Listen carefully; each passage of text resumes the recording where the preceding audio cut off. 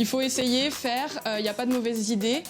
Et au contraire, parfois on peut se dire non, ça marchera jamais. Et quand on est convaincu qu'il faut le tenter, des fois on a des bonnes surprises aussi. Donc,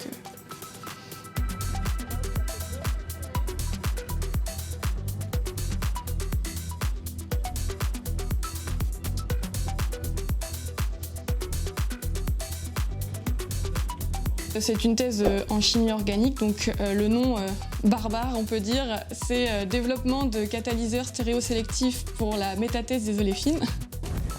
T'es breton et tu n'es pas encore abonné? Le vrai, il l'est.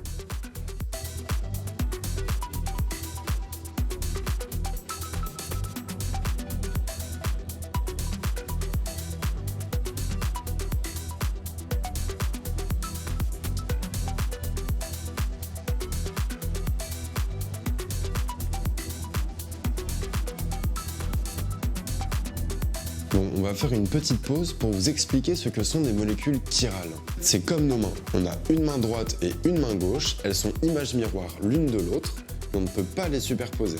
De la même façon que la main droite ne fait pas la même chose que la main gauche, la molécule droite agira différemment de la molécule gauche sur notre organisme. Un des exemples les plus connus, c'est un médicament qui a été pendant longtemps donné sous la forme du mélange droite et gauche à des femmes enceintes comme antinauséeux. Et en fait, on s'est rendu compte plus tard que la molécule droite était bien antinauséeux, donc était bénéfique pour la mère, mais la molécule gauche entraînait des malformations au niveau du fœtus. D'où la nécessité de réussir à produire une seule des deux molécules. Donc par exemple la droite, c'est celle qui est bénéfique et non la gauche. Donc voilà, je me suis intéressée à ce type de sélectivité-là.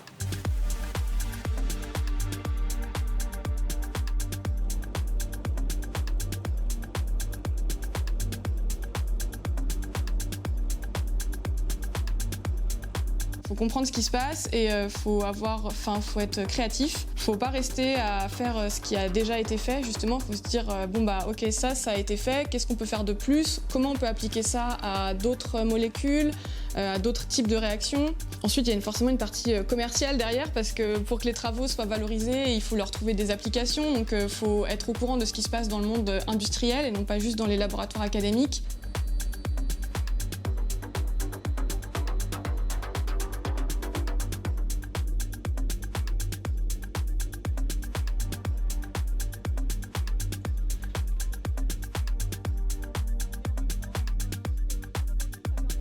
Les entreprises vont toutes vers des réactions plus sélectives, des procédés qui consomment moins de solvants, moins d'électricité. Si un industriel, lui, n'a pas le temps ou l'argent de, par exemple, valoriser ses déchets, il va contacter un laboratoire de recherche qui, lui, va essayer. Enfin, je sais que dans ce laboratoire-là, on a déjà été contacté il y a quelques années.